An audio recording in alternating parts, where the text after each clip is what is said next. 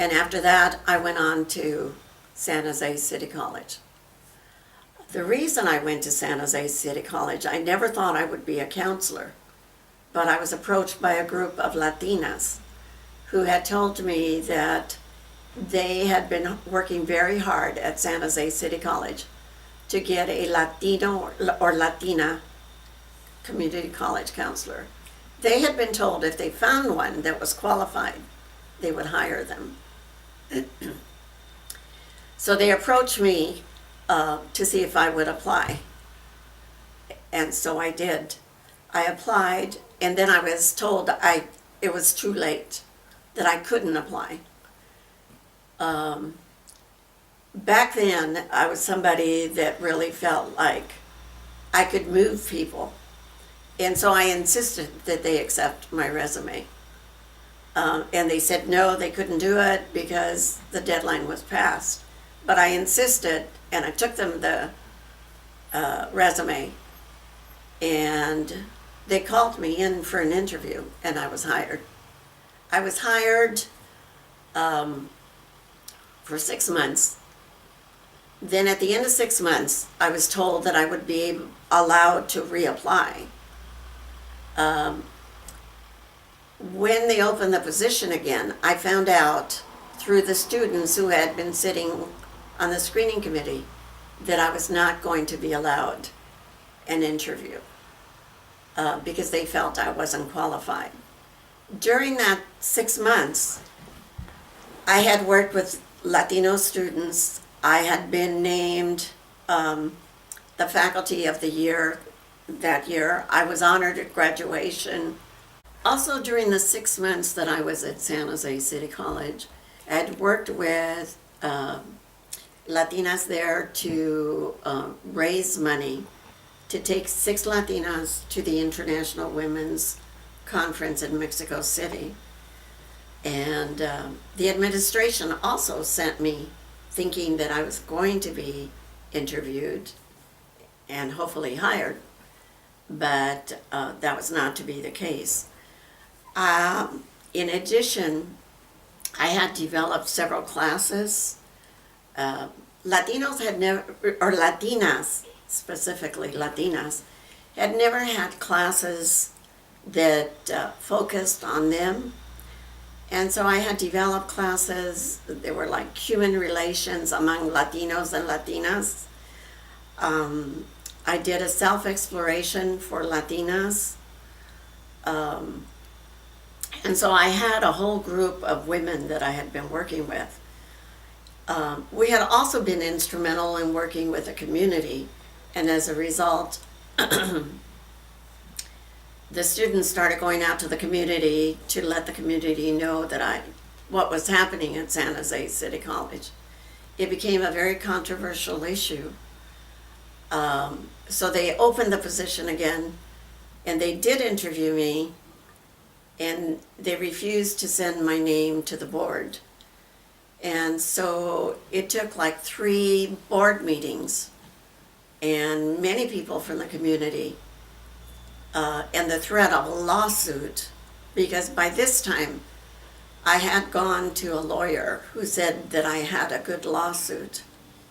And it was at that time, the third time, when somebody else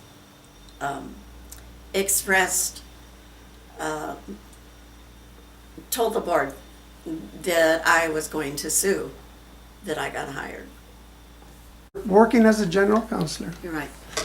I think as a general counselor, one of the things that I think I experienced was that Latinas had never had somebody there who could listen to their concerns, regardless of what the concerns were.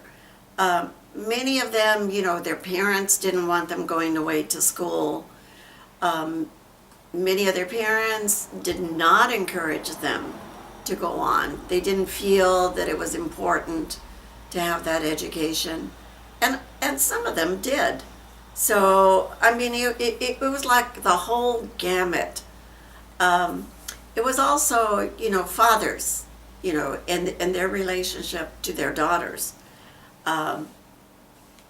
should their daughters get exposed to all these different ideas, crazy ideas, what they thought were crazy.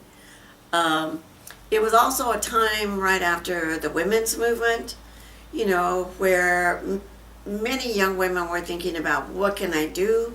Where can I go? I can really be somebody, but how do I do it?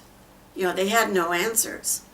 So for me, it was almost like I was a mother being there, you know, just listening to them and trying to provide advice about what the next step would be. Many of the women who came also lacked self-esteem. So in developing classes, that was a very important thing to do, is to help them look at who they were, what they wanted. Many of them had never dared to dream. And then what that would mean to them in the future.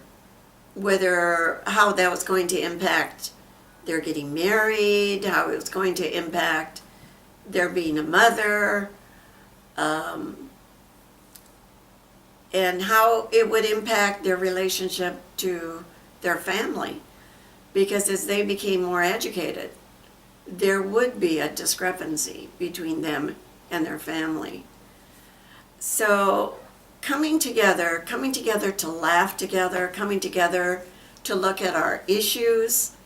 There were issues of abuse, physical abuse. There were issues of being poor. You know, how do you deal with being poor? How do you dress yourself so that you don't look so different than other people? How is it okay to look different? You know,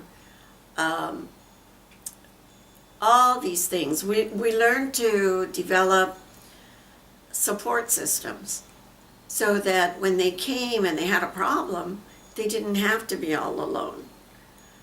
In many of our families, it was always important not to take your business outside, not to share with other people what was going in your family. For us, we had to set up a safe environment where they could share with one another, where they could trust one another. And if things got really bad, a place where they could go.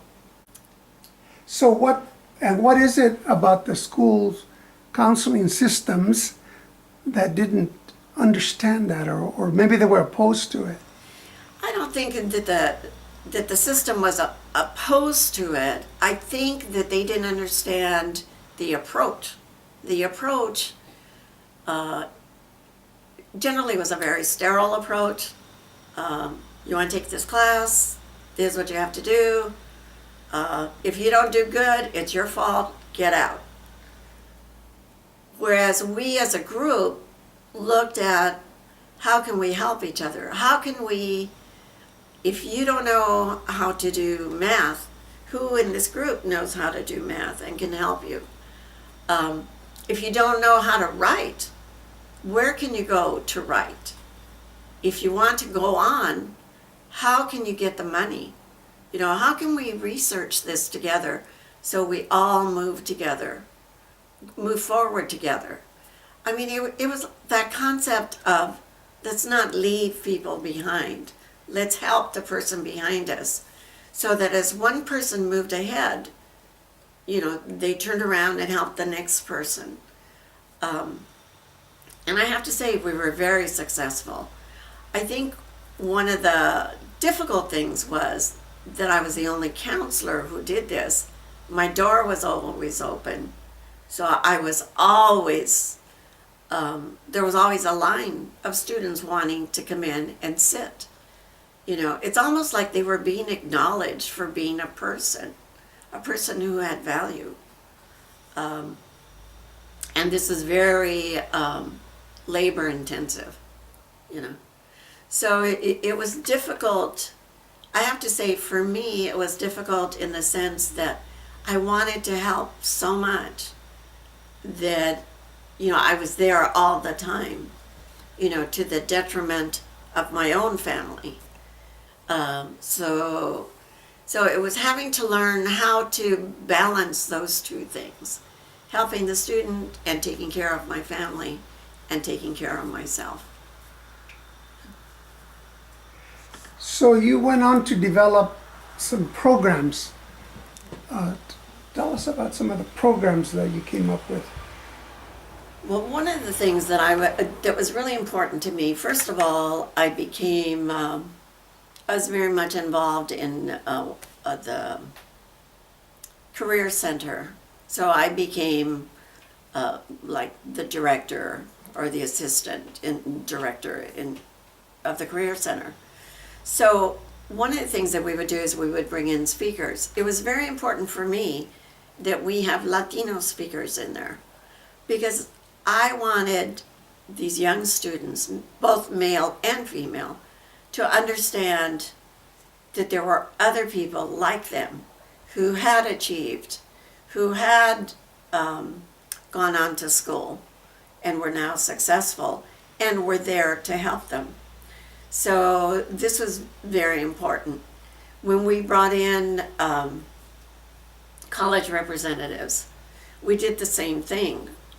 We started getting groups of Latinos that we could take to the different colleges and universities. Again, it was very important that they get the exposure to these universities that they thought were not for them. They had no idea that there were other Latinos there. So that was a crucial step. I then became the director of the Women's Reentry Program. In the reentry program, we had all kinds of students.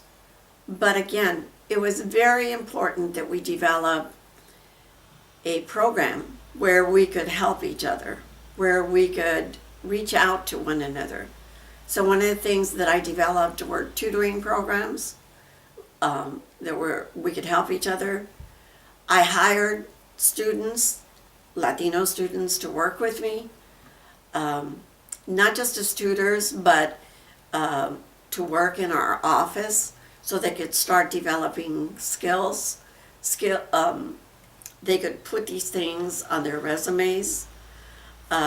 We had them, I would develop conferences, like conferences for non-traditional careers for women, and I would get all these students involved so that they could start learning other skills. They could start learning to talk to other people.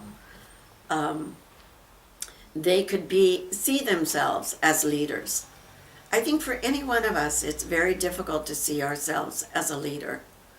But once you start doing things that seem very simple to you, you don't see that as a skill. But as you go on, you become better and better. And that's what happened to a lot of these young women.